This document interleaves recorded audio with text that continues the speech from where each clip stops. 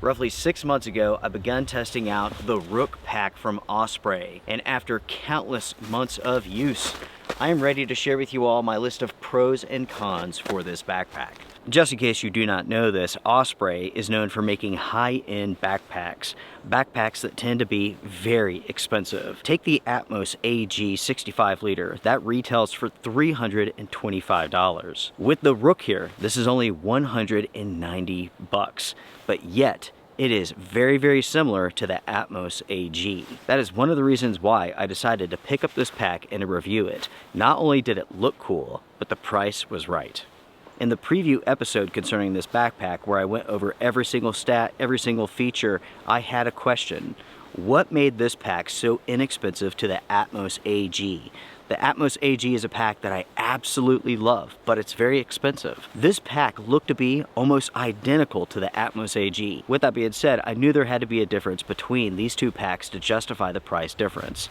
After testing out this pack, I now have the answers for you. This is an agenda-free review of the Osprey Rook, a pack that I purchased with my own money. I'm here to share information with you all. That's it. I don't care if you buy it. That is what the outdoor gear review is all about. Just in case you do not know, my name is Luke, and with that being said, let's get to it. Before going any further with this episode, do know this. I have a preview concerning this backpack. I've gone over every single function and feature and pocket. So if you have any questions after this episode, make sure to check out that preview. It will be linked in the description box down below. This episode is focusing on the pros and cons only. The very first positive point that I have for this backpack for the Rook is quality. This is a very well made backpack. The stitching is perfect. The materials are very good. Osprey is known for making excellent quality backpacks, and that's certainly the case with the Rook. The company knows what they're doing, and their craftsmanship shows. Next, my friends, I love the appearance of this backpack. The color combination with the brown and the black, it looks great. It is the appearance of this backpack that really is what caught my attention to begin with. Osprey at times can have some pretty ugly color combinations, but that's certainly not the case with the Rook. This is a good looking backpack. Next, we have to talk about the adjustable torso system. It is excellent. I don't believe I've seen a ladder system like this before that's this easy to adjust. It really is a great system, and it makes adjusting this pack very, very easy. When it comes to ventilation, this pack performs exceptionally well. The ventilation with this system truly is excellent. Yes, it is still possible to sweat with the pack on, but it's well controlled, especially compared to other backpacking systems. In addition to the great ventilation that this pack offers, it offers quite a bit of comfort too. Overall, this is a very comfortable backpack, but ultimately, how comfortable this pack is depends on how much weight that you have inside of it. With that being said, this pack performs extremely well with lighter loadouts. That is what this pack was designed for. With my testing, I've carried loadouts that range from 40 pounds all the way down to roughly 25 pounds, and within that range the pack performs well. Again, the lighter the loadout, the better this pack performs. Ultimately, this is a good carrier. The way that the pack carries the weight, it is very well controlled. You don't have much sway as you're hiking. Once you put it on, it very much becomes like a turtle shell, which is what you want. You want that loadout basically connected to your body. You want it to become a part of you. You don't want that loadout to swing wildly or anything like that, and that certainly is not the case with this system. The harness system, the waist belt, the adjustability, all of these aspects go together to form a pack that's very stable on the trail. Going back to the weight limit of this pack, it really does shine at 20 pounds up to 35 pounds. After the 35 pound point, this pack is not as comfortable as other backpacks, such as the Atmos AG. The Atmos AG, without a doubt, carries heavier loadouts better than this one here. So if you plan to carry more than 35 pounds inside of your backpack, I would recommend considering the Atmos AG instead of this. But if you can keep the weight around 35 pounds and under, this pack is going to shine for you, and it's going to do a great job, and it's going to be comfortable mile after mile. Unfortunately, on their website, Osprey does not state the weight limits that they've designed their backpacks for, and I wish they did.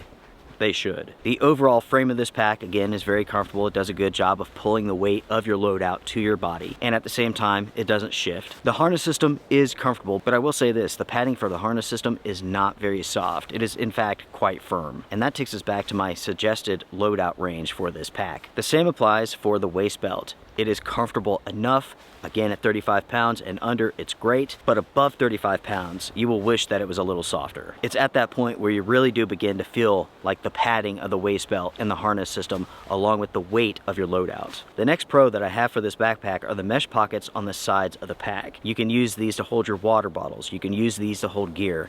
They are excellent.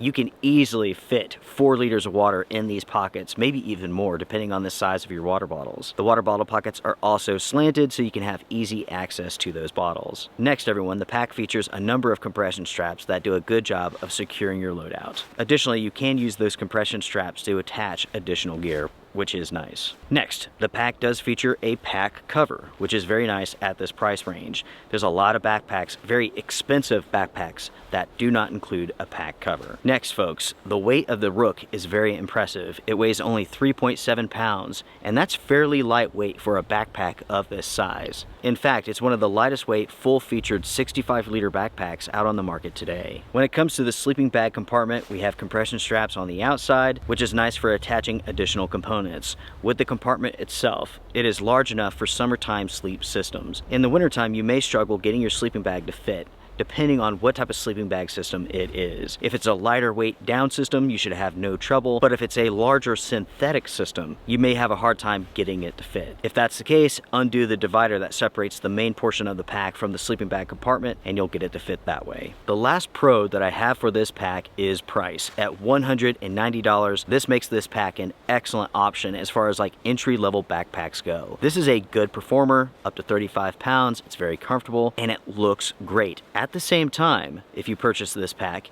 you get Osprey's excellent warranty, which is a lifetime warranty. For $190, it's a good deal. It really is. And that takes us over to the cons that I have for the Rook. The first con is the exact same complaint that I had for the Atmos AG. The pack is noisy, and it comes from the harness system and the frame. Basically, the system that allows for great ventilation makes quite a bit of noise as you're hiking. For me, it's never been annoying.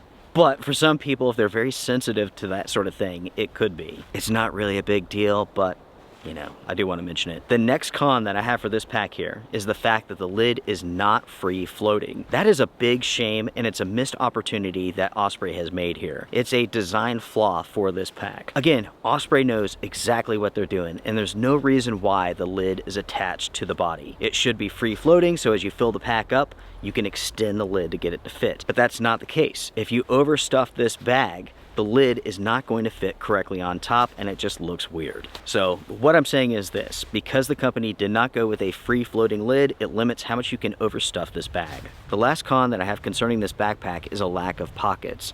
This may be no big deal to you. For me, it is not. But if you're someone who wants a lot of pockets for organization, this is not the system for you. You do have a lid pocket, you have the main portion, the sleeping bag, and you have the waist belt pockets, and that's it. There's no front pockets, nothing like that, and there's nothing on the sides either. Again, for myself, this is no big deal because I use kit bags. I keep all of my gear in different kit bags, so I know exactly where my gear is at. I personally do not care about a bunch of pockets because I don't utilize them anyways. I use kit bags, it keeps everything neat and tidy. As soon as I use an object or an item, I put it right back into its kit bag, and I never lose track of that item. At the same time, when it comes to like grabbing some tent stakes or grabbing some food or a headlamp, I know exactly where those kit bags are. I don't have to go searching through a million pockets. When you have a million pockets, it's easy to get confused. You will want to use those pockets and store items all over the place. And then when it comes time to actually finding those items, good luck. Anyways, that right there pretty much summarizes my list of pros and cons for the Rook. Ultimately, Osprey has done an excellent job with this backpack. For $190, this is a very good performer. Almost as good as the Atmos AG. I've been using an Atmos AG for many, many years. I've purchased many iterations of that backpack as new designs have come out, and they are excellent. And I can tell you all this, the Rook is 95% as good as an Atmos AG at a much lower cost. Very rarely do I carry more than 35 pounds worth of gear, food, and water, meaning that I can carry this pack almost all the time, even in the winter time, and it's completely comfortable. For those trips when I'm carrying more than 35 pounds, I'll grab an Atmos AG. Ultimately, to summarize, I will say this. Over the months, I've really grown to like the Rook. It is a very good pack. Initially, I was concerned about this system. You know, what did Osprey have to do to make this pack at this price and to sell it at this price? How many corners did they cut? Fortunately, they did not cut many. Overall, this is an excellent system that I can easily recommend. And with that, I am done. Make sure to sound off in the comment section down below. What do you all think about the Rook Backpack? What do you like? What do you dislike? If you have enjoyed this review and found it helpful, hit the thumbs up. It's a great way to support the channel. Until next time, everyone, take care, be well, strength and honor. Bye for now.